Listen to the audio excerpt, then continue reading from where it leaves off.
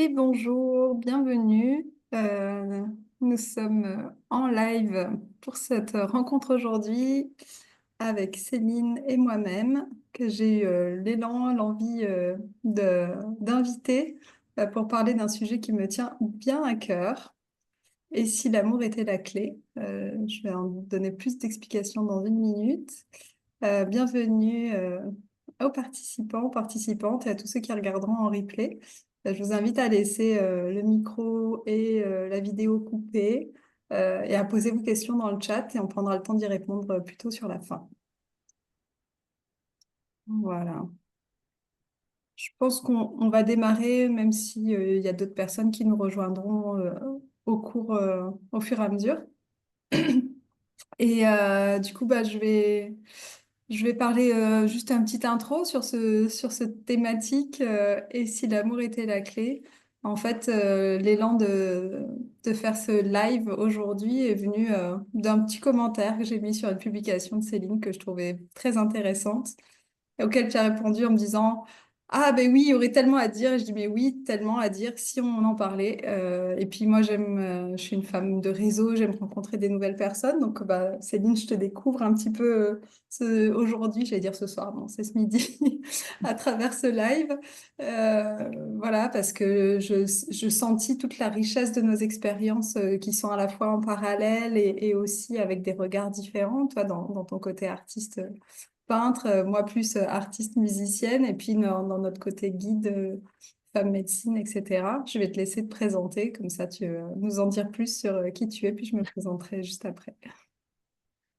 Bah, avec plaisir. Déjà, merci beaucoup, Alix, pour ton invitation. Je suis très heureuse de faire ce live aujourd'hui avec toi et avec vous. Bienvenue à tous, à toutes.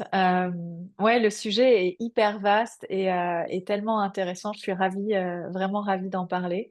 Euh, c'est toujours un peu difficile de mettre des étiquettes et des noms, mais pour faire simple, effectivement, je suis artiste dans l'âme. Alors, pas forcément de manière professionnelle, parce qu'en fait, mon métier et ma profession, c'est art thérapeute.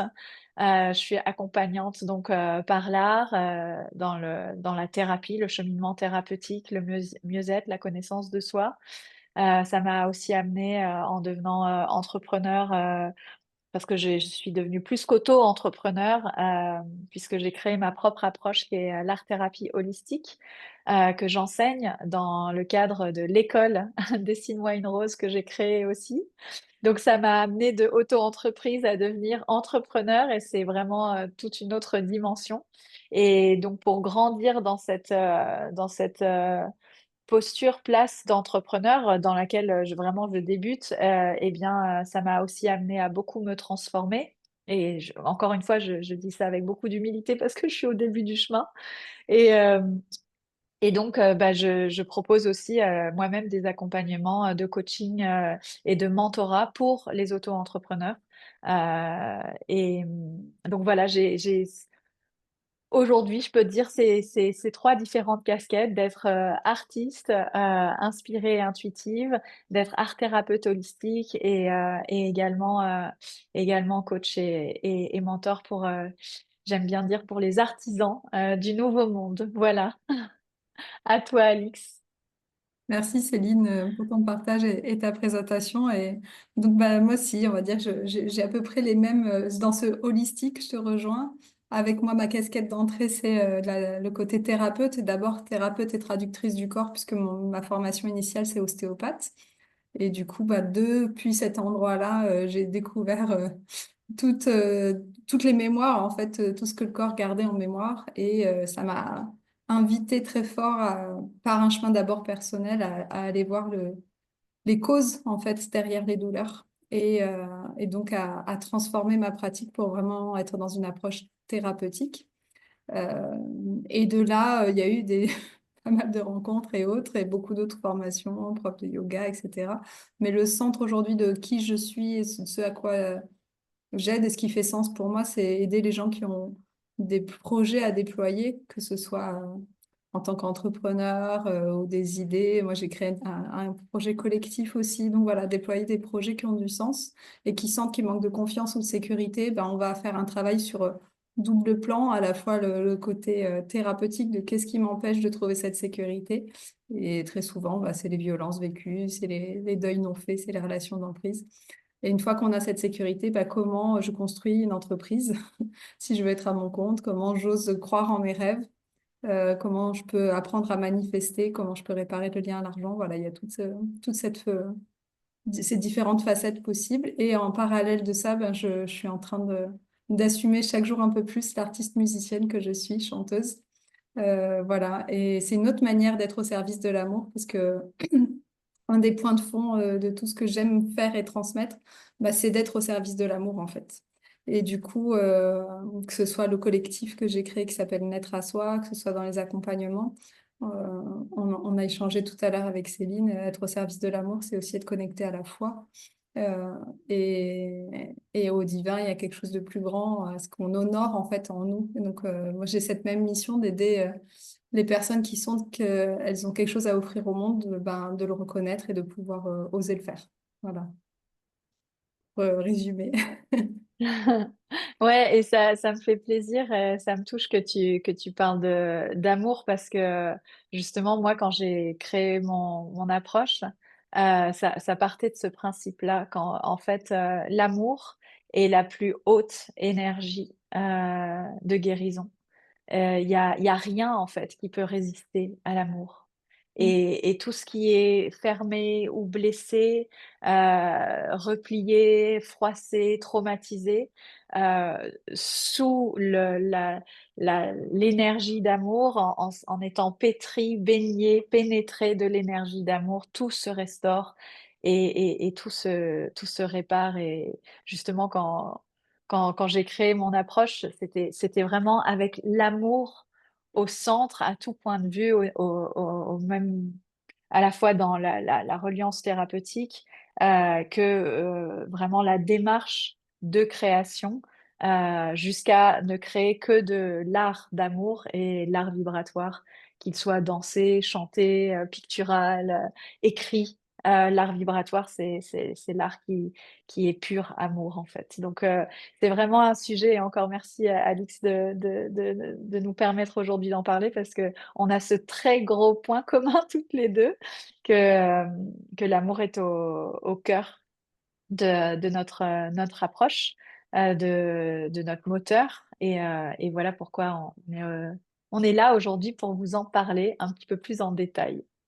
Et j'ai envie de dire avec cette humilité que ben, ça fait partie des sujets qu'on va aborder aujourd'hui.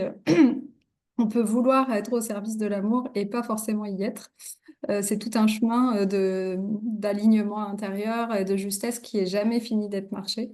Donc voilà, avec cette conscience-là, j'aime beaucoup, dans le livre de Laurent Hugueli, il dit, l'intention est juste, mais le cœur n'est pas pur. Voilà, il peut y avoir Mm. ça aussi. C'est tout un chemin d'aller clarifier ça. Et c'est la première chose que je voulais partager dans ce live aujourd'hui. C'est le constat, en fait.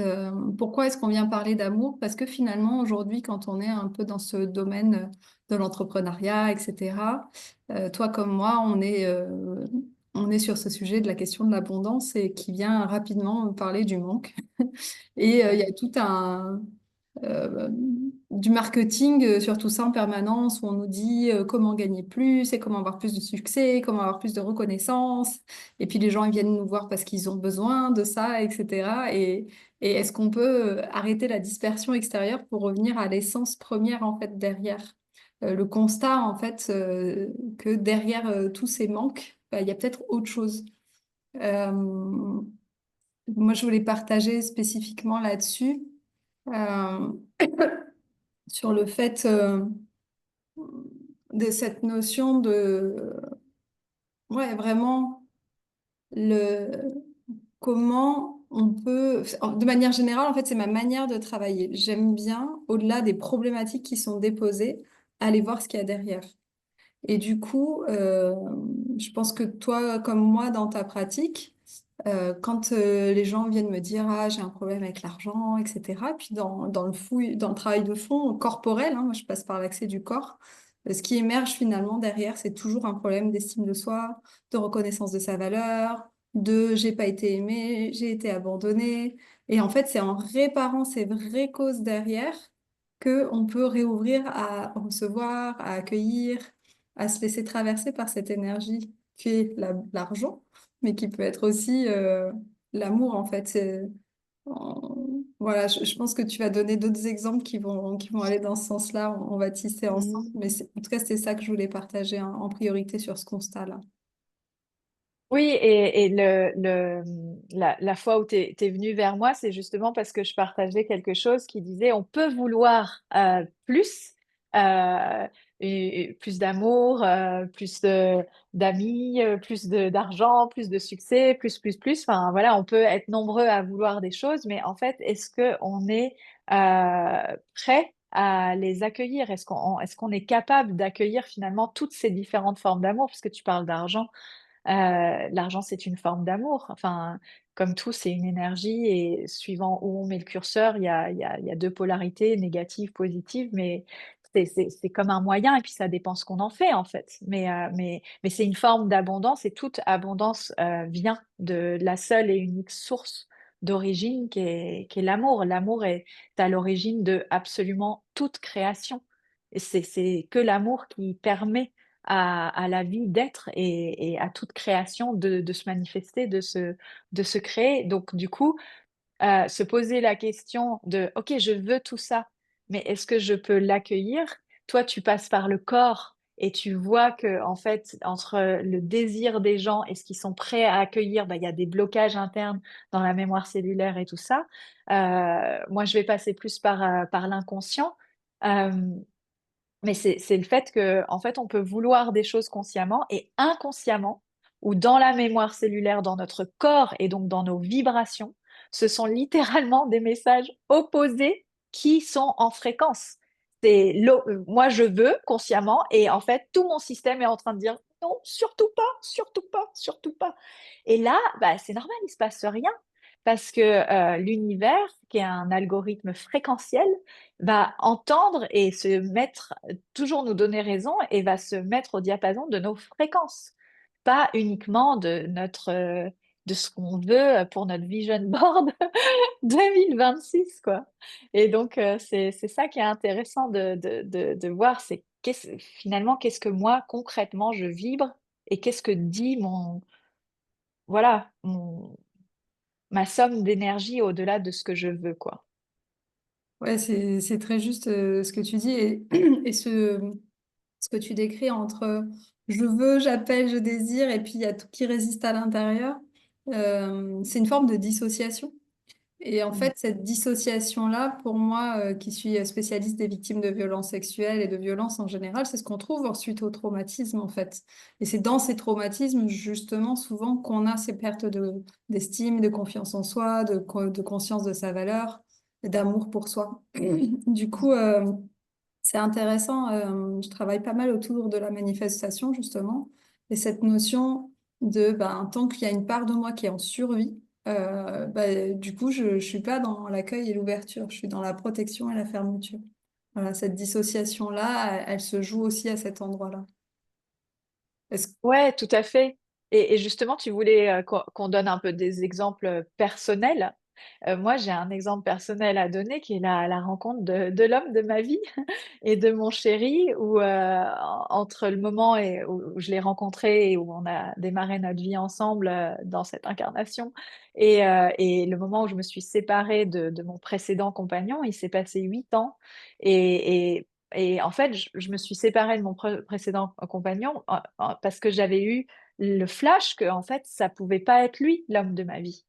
Et donc, en fait, bah, il était intègre comme je suis. Il n'était pas question que je passe plus d'une journée avec lui à partir du moment où j'avais cette certitude que ça serait pas lui.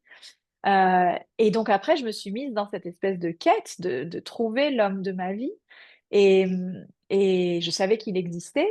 Tu parlais de foi, là j'en étais certaine. Et dans cette longue traversée du désert, évidemment, personne ne sera surpris, ben, je suis allée à la rencontre de moi-même. Euh, mais dans tout ce que j'ai découvert et dans tout ce que j'ai trouvé, j'ai surtout, par rapport à ce thème-là, pris conscience que, alors que je croyais ardemment désirer rencontrer l'amour, en fait, c'était ma plus grande peur. Et tout mon personnage disait non, non, non, parce que ça me mettait, si je rencontrais cette personne que j'allais aimer inconditionnellement de tout mon être et qui allait m'aimer de la même manière, alors elle allait devenir exceptionnelle. Elle allait devenir beaucoup plus importante que toutes les autres. Elle allait devenir irremplaçable. Et donc, ça me mettait dans une vulnérabilité énorme si jamais il lui arrivait quelque chose et qu'elle repartait, en fait. Et, euh, et ça, connecter à ça et à ce moment-là, dire, OK, je sais que c'est ça le risque. Je sais que c'est potentiellement traverser un deuil et tout ça. Bah, j'y vais quand même, en fait. Je prends le tout. Ben là, ça s'ouvre. Et oui, cette capacité à... Alors, c'est pas le sujet du jour, mais cette capacité à faire face à nos émotions, c'est pour moi le mouvement des émotions, c'est le mouvement de la vie. Et du lors qu'on est prêt à faire face à certaines émotions, on peut se remettre dans le mouvement de la vie. On peut se remettre dans le mouvement de l'amour aussi. Ça fait partie des bases de tout ce que je propose. D'abord, on va retravailler sur comment je fais le choix de la vie, comment je peux être en lien à mes émotions. Et après, tout le reste peut s'ouvrir plus facilement. Ouais. Merci pour ton partage, c'est très touchant. Et je trouve ça beau aussi d'entendre ben, qu'une fois qu'on a conscience, on peut aussi des fois décider pour oser, quoi. Parce que parfois on est pris au piège et c'est difficile. Moi, j'ai un exemple aussi de comment l'argent, l'amour, comment tout ça, ça peut être relié. J'ai même un contre-exemple, parce que quelque part, ce qu'on vous dit là aujourd'hui, c'est ben, ouvrez à plus d'amour pour vous dans votre vie et puis le reste suivra. Mais moi, j'ai fait le chemin inverse. Avec du recul, je préférerais la deuxième version. Je pense que c'est plus doux. Enfin, la première de je m'ouvre à m'aimer mieux et ensuite l'abondance arrive. Moi, j'ai suivi un coaching et comme je suis bonne élève, j'ai bien suivi le coaching. Et du coup, j'ai doublé mon chiffre d'affaires en très peu de temps. J'ai signé 20 000 euros de contrat en un mois. Enfin, c'était beaucoup d'énergie qui arrivait d'un coup. Et j'ai vu tous les endroits où je n'étais pas du tout prête à le recevoir.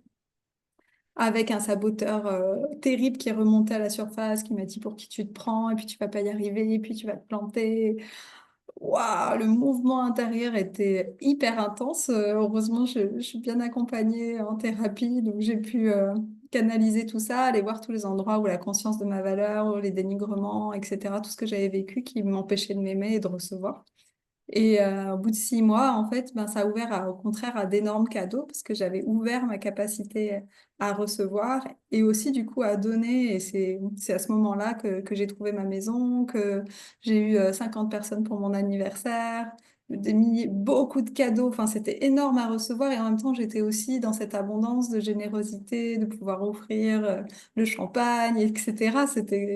C'était génial de vivre tout ça. Et j'ai senti, j'ai goûté à cette puissance de donner depuis l'espace du plein et plus depuis l'espace du vide. Et on est tellement nombreux à dire, mais je donne, il n'y a pas de problème, alors qu'en fait, on attend mon retour. On n'en a pas toujours conscience. Et parce qu'on a besoin de se sentir valable, besoin de se sentir aimé, etc. Et ce switch-là, il est long. Cette conscience de l'amour pour soi, ça prend du temps, en fait. Et ça fait partie, voilà, de l'autre question que je voulais amener aujourd'hui, c'était comment, c'est quoi la cause, en fait? Pourquoi on a autant de mal à s'aimer? Pourquoi on a autant de mal à recevoir? Je l'entends encore, j'écoutais un podcast hier qui disait, ah oui, alors donner, il n'y a pas de problème, mais recevoir. Voilà, pourquoi? Est-ce que tu veux me partager, toi, ton ressenti de pourquoi on a du mal Ouais. à discerner cet amour, d'où il vient, etc. Bah, déjà, par rapport à ce que tu soulignes, on peut se poser la question, comme tu dis très bien, si on a du mal à recevoir, est-ce que vraiment ça veut dire qu'on est réellement en train de donner? Parce que si on a du mal à recevoir, c'est à se demander si du coup on s'est donné. Parce qu'en fait, c'est la même énergie, donner et recevoir. Mais donc du coup, pour répondre à ta question, moi je pense que ça vient. de notre formatage, de notre conditionnement, de notre modelage. Et qu'est-ce qui fait notre modelage? Bah, c'est notre éducation dans notre enfance, la façon dont on a été aimé et dont on a appris le langage de l'amour avec nos parents. Après, avec nos frères et sœurs et avec le reste de la famille et avec les copains à l'école, avec des adultes référents, etc. Mais c'est la façon dont on a appris à rentrer en relation avec l'autre et avec soi-même. Et cet apprentissage-là, il vient du mimétisme. On est dans la pure impression quand on est tout petit et encore pendant de nombreuses années et même encore aujourd'hui euh, jusqu'à ce qu'on décide d'en prendre un peu conscience et d'essayer d'être un petit peu moins influençable et de plus en plus souverain. Mais voilà, sinon ce ne sont que des impressions permanentes. Et donc du coup, on est vachement façonné par ça. Pareil avec la société, ça dépend comment on est exposé. Est-ce qu'on regarde 4 heures de télé par jour, on est collé au smartphone, enfin même pour moi qui suis née au début des années 80, il y avait pas les smartphones et tout, mais il y avait quand même déjà la télé, il y avait de la publicité. Et en fait, ça dépend de notre exposition à ça, ou est-ce qu'on a un mode de vie dans la nature très retiré. Tout dépend en fait de notre culture familiale, de notre culture je sais pas, religieuse, etc., du pays dans lequel on vit. Enfin, tout ça, ça nous conditionne. Et donc, ça nous apprend le langage de l'amour. Ça nous apprend ce qu'est l'amour. Déjà, de base, on va dire que pour moi, ça, c'est un peu les fondations. Et puis après, bah, il y a les expériences. Les expériences, bah, bien sûr, les premières, je peux me répéter, mais on les vit dans notre famille, dans des relations intimes qui sont censées être des relations d'amour bienveillantes, de soins d'empathie, quoi. Et donc, tout ça peut être complètement à l'envers, voire carrément maltraitant donc destructeurs. Mais nos expériences, c'est ça qui fait qu'on en tire une conclusion. C'est-à-dire que notre conscience divine, une expérience reste une expérience, ça s'arrête là. Il n'y a pas de conclusion pour notre conscience divine. Euh, pour notre ego, surtout si l'expérience est désagréable, mais il va tirer des conclusions aussi si l'expérience est agréable, parce que notre ego, il va vouloir ne vivre que des expériences agréables et éviter à tout prix, voire exterminer les expériences désagréables, les réduire à néant. Donc du coup, il va toujours tirer des conclusions, notre ego. C'est un système qui fonctionne comme un ordinateur. Et donc, s'il y a des expériences désagréables, inconfortables, voire douloureuses, voire carrément traumatisantes, eh bien, notre ego, il va tirer des conclusions et il va en faire des croyances qui vont souvent ne, enfin, dire des choses soit de l'autre, soit de moi, généralement des deux. Mais il y a cette phrase très connue qui dit, euh, un enfant ne cesse jamais d'aimer ses parents, par contre, il cesse de s'aimer lui-même. Et c'est complètement vrai et ça marche pas seulement pour les enfants, en fait. Euh, c'est qu'en fait, l'ego va laisser les expériences le définir. Et donc, à chaque fois qu'il y a des expériences qui sont douloureuses, l'ego va en conclure qu'il n'est pas digne, qu'il n'est pas méritant, que du coup, ceci ou cela n'est pas pour lui. Et toujours sous le prisme en plus de blessures, quoi, les fameuses 5 blessures de l'âme que Lise Bourbeau a rendues très connues. Mais toujours sous ce prisme-là, alors que du point de vue de la conscience divine, euh, ben, il y a pas d'interprétation tellement à avoir. Et s'il y en a une, elle est du point de vue de l'abondance, avoir le verre à moitié plein. Et donc, c'est qu'il y a un cadeau dans cette expérience. Et quel peut-il être? Donc, c'est un cheminement complètement différent de ce que nous, les humains, on fait. Et c'est une rééducation. Ouais. J'aime bien cette idée de temps en temps de dire bah, je vous invite à mettre mes lunettes et pour voir les expériences de vie sous un autre prisme, à quel endroit j'ai le sentiment de subir en permanence tout ce qui m'arrive et à quel endroit je peux prendre responsabilité de ce que je suis en train de vivre, qui n'est que le miroir des croyances que j'ai acquises sur certaines expériences et qui peuvent se transformer. Et c'est ce que je te partageais, cette idée des endroits où on a l'impression de subir qui sont en lien aux endroits où on a été victime par le passé. Et comme on n'a pas toujours les ressources émotionnelles, notamment, pour aller déconstruire ces endroits où on a été victime, bah, dans le présent, on se retrouve encore dans cette sensation de subir. Au lieu de voir les expériences de la vie comme des expériences, voir, moi j'aime bien cette expression des cadeaux mal emballés. Ok, Mm. j'ai vécu ça, mais en fait derrière c'est une occasion de grandir, c'est une occasion de toucher justement cette blessure qui me pollue en permanence. Je sais pas si ça te parle, mais c'est ce que j'aime bien dans la notion du coaching, qui parfois est décriée, etc. C'est qu'on pose une direction, on avance dans cette direction, et au fur et à mesure qu'on avance dans cette direction, bah, il pop-up des Mm. expériences qui viennent nous montrer ce qui nous freinait justement. Et tant qu'on n'avance pas, bah, on est dans l'illusion que c'est autre chose qui nous gêne, ou je sais pas quoi, on se raconte des histoires. Et donc voilà, le passage à l'action du coaching, il est hyper intéressant pour ça, à condition d'être capable de reprendre responsabilité et d'aller voir ce qu'il y a derrière. Mm. Est-ce Euh, que tu peux développer un peu plus la capacité émotionnelle à aller voir justement, à changer de regard? Parce que ça, je pense que ça peut intéresser les gens qui écoutent d'en savoir un peu plus. oui, ça fait partie des choses vraiment fondamentales. De la même manière que parfois on a la croyance qu'on a toujours été aimé, que tout s'est bien passé dans notre enfance, etc. Et j'y reviendrai, bah, c'est pas si simple. Et ben c'est la même chose. Parfois, j'entends des femmes qui me disent non, mais moi j'ai pas de problème avec mes émotions parce qu'elles ont les larmes aux yeux facilement. Mais en fait, c'est la différence entre je plonge dans mes émotions en profondeur et je vais vider le fond du seau sur des choses extrêmement douloureuses, ou alors je ne mets jamais en place les conditions suffisantes pour être suffisamment en sécurité et aller toucher ces vraies blessures. Et en parallèle, bah, du coup, mes émotions, elles vont déborder pour un oui, pour un non, devant un film, devant... Voilà. On a l'impression d'être connecté à ces émotions, notamment la tristesse, puisqu'elle s'exprime, elle se montre, ou la colère qui part en éclats. Et en réalité, il y a comme une déconnexion du corps, une dissociation dans le mental. On réfléchit, on Ouais. analyse, et on a du mal à descendre et à plonger. Et j'ai tendance à résumer cette histoire avec, bah, comme je disais tout à l'heure, emotion, motion, c'est le mouvement de la vie. Oui. Et ben, pour pouvoir accueillir ces émotions, il faut être au clair du choix de la vie. Et tant qu'on a un Mhm. doute de si je plonge, est-ce que je vais pousser au fond de la piscine pour sortir la tête de l'eau? Ou est-ce que je vais me laisser mourir? Ben, on ne va pas ouvrir ces portes-là. Donc, on rencontre pas les bons thérapeutes.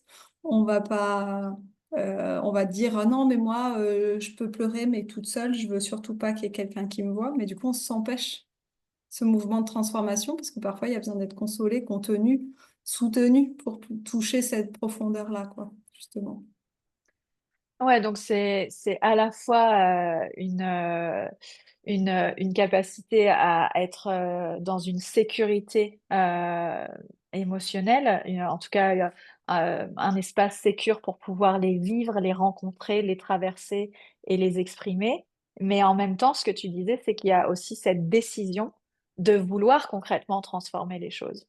Et là, il y a un peu aussi ce que je disais en introduction, c'est qu'on peut dire consciemment, là, je veux ça, mais en fait, inconsciemment, qu'est-ce qui se passe vraiment? Et parfois, on peut vouloir bah, guérir, aller mieux, cesser d'être triste, sortir de ce burn-out, toute cette dépression, etc. Mais dans le fond, du fond, du fond, est-ce que vraiment toutes les parts de nous sont OK avec cette direction-là? Est-ce que toutes les parts de nous ont envie effectivement d'aller mieux ou en tout cas de tendre vers cette intention, cet objectif et donc cette nouvelle version de soi? Parce que quand on change, c'est une mutation. Il y a quelque chose de nous qui meurt, qu'on abandonne, qui ne sera plus jamais et on va vers autre chose. Et on ne sait pas encore d'ailleurs tout à fait quoi. Et ça peut faire un peu peur l'inconnu. Donc c'est ça aussi pour en revenir à notre sujet de s'ouvrir à l'amour, c'est que s'ouvrir à l'amour, ça demande quand même à un moment donné un saut dans le vide. Il y a une prise de risque parce qu'on ne sait pas la forme que ça prendra. Et c'est certainement pas le mental qui va ni le deviner, ni l'anticiper, ni le choisir. Et donc, du coup, s'ouvrir à l'amour, c'est vraiment une posture humble, d'abandon. Les Anglais, ils disent surrender. C'est pas j'abandonne quelque chose sur le bas de la route. C'est je m'ouvre vraiment à ce que quelque chose me traverse et je ne sais pas vraiment quoi parce que mon mental, de toute façon, est beaucoup trop rikiki pour imaginer ce que ma conscience divine a prévu pour moi, ce que la vie veut de moi. Et donc, cette posture humble de se laisser traverser, elle est carrément flippante pour le mental et le mental égo, le mental inférieur. Pas du tout favorisée par nos sociétés qui te demandent d'avoir un CDI, d'être propriétaire de ton truc et d'avoir ta vie toute tracée pour les 35 prochaines années. Et donc, ben voilà, c'est déjà, faut quand même sortir du lot, quoi, être dans cette démarche-là. Et ce que tu décris, bah, c'est un acte de foi, en fait. Je sens et je pense que la vie veut le meilleur pour moi et je décide de sortir de là où je suis pour m'ouvrir à autre chose. Après, C'est ça. moi, je mets beaucoup de compassion sur les personnes pour qui c'est difficile encore de faire ce saut-là. Ça s'apprivoise. Mm. Et, et à la fois, ben, c'est bien de s'ouvrir à cette possibilité. C'est une phrase que j'aime beaucoup. Je m'ouvre à la possibilité de. Et déjà, ça ouvre. Et ça permet ben, de faire les bonnes rencontres au bon moment, qui font que du coup, on va trouver les ressources extérieures avant d'avoir les ressources intérieures pour avancer dans cette direction-là. Et, euh, et peut-être moi, si j'avance un peu sur la fin de notre live, je repartagerai une petite chose avant, mais les conseils qu'on peut vous partager si vous écoutez, que vous vous sentez concerné, que vous savez pas comment faire, le conseil numéro un, c'est de demander, en fait, de demander de l'aide, d'accepter que tout seul, on n'a pas toutes les ressources. Et demander, c'est aussi, moi je dis toujours ça, hein, c'est demander à plus grand. Ok, je sais que je ne sais pas. Je sais que je n'y arrive pas. Est-ce que je peux avoir un soutien pour avancer dans cette direction, de m'aimer, de m'autoriser, etc., etc. Et du coup, pour revenir sur les causes, bah, pourquoi on est autant en galère à cet endroit-là? C'est une bonne question. Moi, en tout cas, moi, c'est mon filtre. Je te disais en Human Design, je suis challenge solver, celle qui aide à résoudre les problèmes. Et du coup, je cherche toujours les causes aux problèmes et pour pouvoir trouver des solutions. Et en fait, une autre vision que j'ai eu l'occasion de toucher de plusieurs angles, en constellation familiale, mais aussi, malheureusement, ben, souvent les gens arrivent quand ils ont perdu la foi. Et du coup, ben, des fois avec des idées suicidaires, etc., c'est pas simple, notamment sur ces sujets des violences et tout ça. Et finalement, une des choses qui nous ont coupé de l'amour qu'on n'a pas forcément en conscience, c'est subtil, c'est c'est les endroits où il y a eu des fausses couches, des IVG, des mères qui ont perdu leurs enfants, hein, des pères aussi, qui font que ben, le lien d'amour filial qui doit se transmettre de génération en génération, ben, il est bloqué par justement ces pertes. Quand on est dans le manque et la peur de perdre, ces pertes, elles ont été à l'origine parfois de pertes d'amour dans le lien filial, ce qui fait que ben, on arrive dans une famille qui normalement doit être aimante, etc., nos parents, et finalement, ben, ils ne savent pas être en lien d'amour parce qu'ils l'ont peut-être pas reçu de leurs propres parents. Et au lieu d'être dans des liens d'amour, on grandit avec la croyance que l'amour, c'est j'ai besoin de toi, que l'amour, c'est je m'inquiète pour toi, etc. Toutes ces dissonances, ces distorsions, que l'amour, pour être en lien, il faut être en conflit. Ah, là, on sent le lien, parce on sent pas le lien d'amour, alors du coup, on cherche le conflit. Et c'est notre normalité, et on reproduit ça dans des schémas de relations toxiques, dans des schémas de relations de dépendance. Moi, ça a été une grande claque de prendre conscience un jour dans ma vie qu'en fait, bah, j'avais manqué vraiment, j'avais été en pénurie à certains endroits dans mon enfance d'amour. J'avais fait un accompagnement comme ça et quand on avait fait le bilan, j'étais là, ah ouais, en fait, mais comment je suis restée en vie, en fait, finalement, quand je vois toutes ces pénuries, quoi. Et en même temps, bah, j'ai longtemps été complètement dans des histoires que je me racontais sans aucune conscience de ce manque d'amour. Parce que, au contraire, j'avais une mère présente, qui s'est toujours inquiétée pour moi. Et voilà, d'accepter que l'inquiétude, c'est pas de l'amour. Ouh, ah bon? Ah bon? Et en même temps, bah, il y a toujours de l'amour, sinon on serait pas en vie, quoi. Donc voilà. Ouais.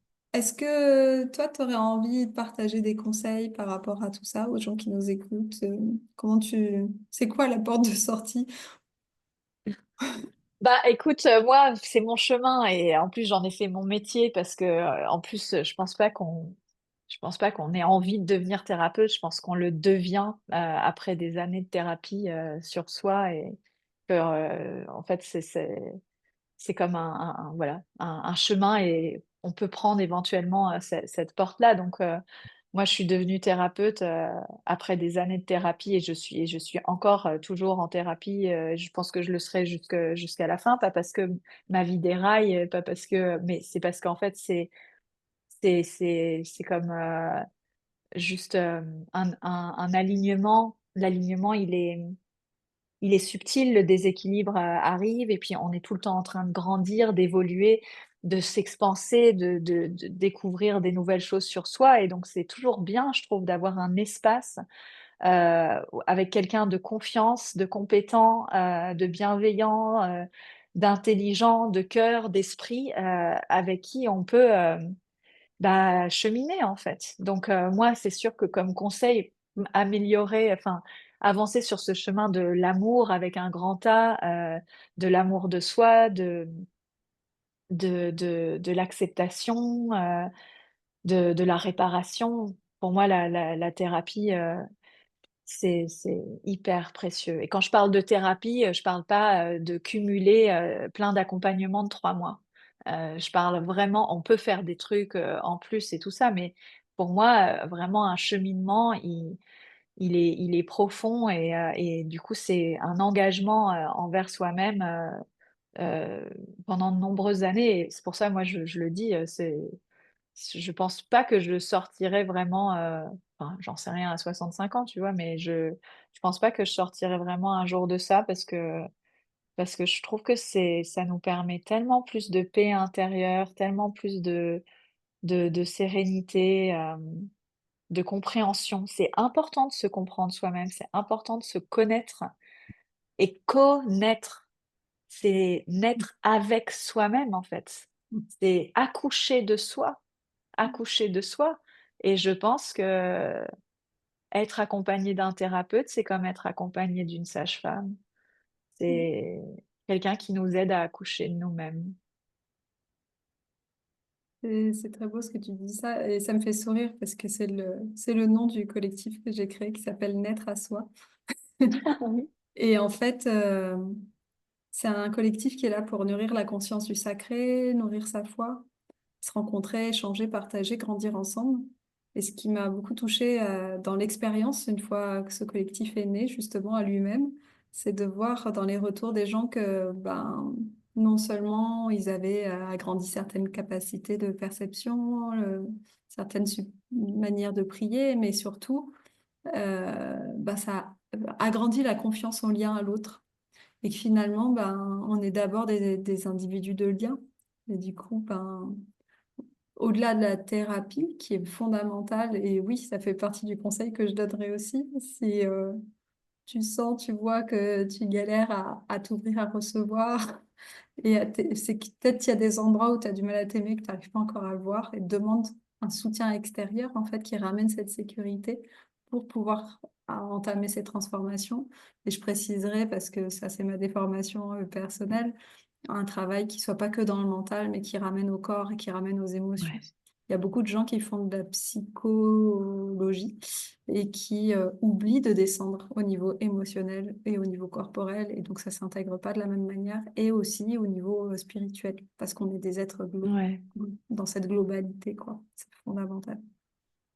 Ah bah c'est fondamental, c'est indispensable en fait. Moi je ne crois pas à l'aboutissement heureux, enfin à vraiment des changements profonds avec uniquement une thérapie verbale. Enfin j'avoue, hein, je l'assume complètement, je n'y crois pas. Pour moi c'est en fait et même s'il fallait choisir, vaudrait mieux prendre qu'une thérapie corporelle et émotionnel parce qu'en fait tout est là, tout est inscrit à l'intérieur de nous. Ce qu'on fait en art-thérapie holistique, c'est principalement du corps et de l'inconscient en fait.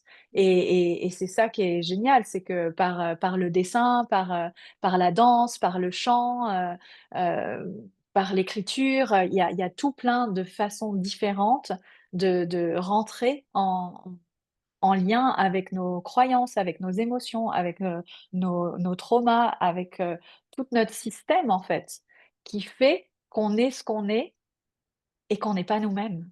Parce que c'est quand même ça qu'il faut comprendre, c'est que où qu'on en soit, faut quand même là aujourd'hui, enfin, moi j'ai tout à fait conscience que je ne suis pas encore moi-même. Et parce que être soi, et je pense que l'amour, il est là quand on est uniquement dans le donner-recevoir et quand on est dans l'amour pur, alors on n'est plus personne. On est l'amour, en fait. Et on est revenu à notre part divine.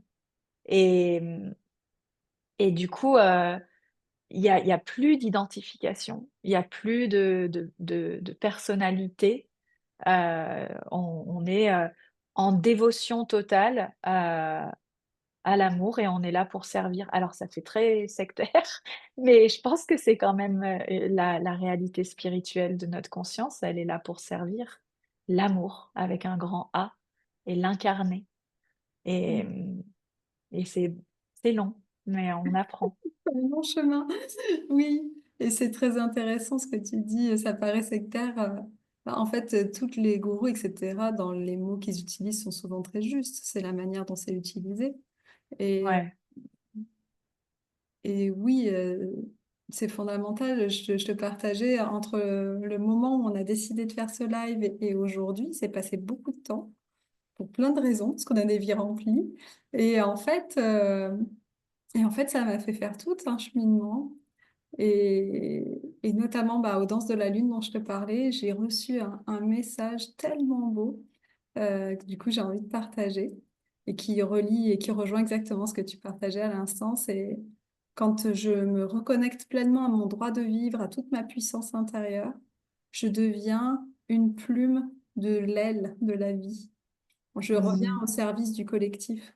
Autant, à la danse de la lune, je suis au tambour. On est plusieurs à taper sur un gros tambour en même temps. Et j'ai vu pendant la danse toutes ces baguettes qui se levaient, qui descendaient. C'était toutes les plumes de l'aile qui faisaient cette danse qui puisse s'envoler. C'était tellement beau, voilà. Et tout d'un coup, le persona qui a besoin d'exister, il disparaît parce qu'on est au service du collectif. C'est vraiment aussi un message important. C'est le sujet du livre que je suis en train d'écrire sur comment faire naître des projets collectifs spirituels. Pour moi, Ouais. c'est la base et le fond, hein. Voilà, le lien à l'autre, le lien à l'amour. Et tout ça vient être au service aussi, les uns des autres. Mm. Superbe. Voilà. Superbe. Eh ben, merci beaucoup pour cette belle conclusion et cette phrase qui t'est descendue. Bah, du coup, on vous mettra dans le partage, dans la bio de cette vidéo, les différents espaces où vous pouvez nous retrouver avec Alix. Donc, il y aura tous nos emails, nos adresses de site web, enfin nos contacts, Instagram, Facebook et tout ça. Et si vous avez des questions, bah, n'hésitez pas à les poster en commentaire de cette vidéo et on vous répondra soit l'une, soit l'autre, soit les deux. Voilà. Un plaisir. Merci Céline d'avoir répondu à l'appel. Mm. Ça fait partie, hein, ce qu'on disait aussi, de cette sensation d'être au service où voilà, j'ai senti que c'était fort en fait cette rencontre-là aujourd'hui parce que c'est des Ouais. messages importants qui ont besoin d'être entendus. Et voilà, aujourd'hui on s'est mis au service de ce qui doit être en faisant ce live aujourd'hui. Et donc merci pour cette belle occasion. Mm. Merci d'avoir senti cet appel-là aussi, d'être rendu disponible. Je suis très heureuse de ces partages et pareil, n'hésitez pas, c'est toujours très riche pour nous de pouvoir échanger en direct, en commentaire. Vous pouvez nous contacter sur Insta, par message, voilà, tout est possible, vous aurez tous les liens. Mm. Exactement. Bah, merci encore, Alix. Au plaisir de faire une autre vidéo sur un autre sujet. Et bah, belle journée à tous, à toutes et à bientôt. Aimez-vous, ouvrez-vous. Au revoir. Au revoir.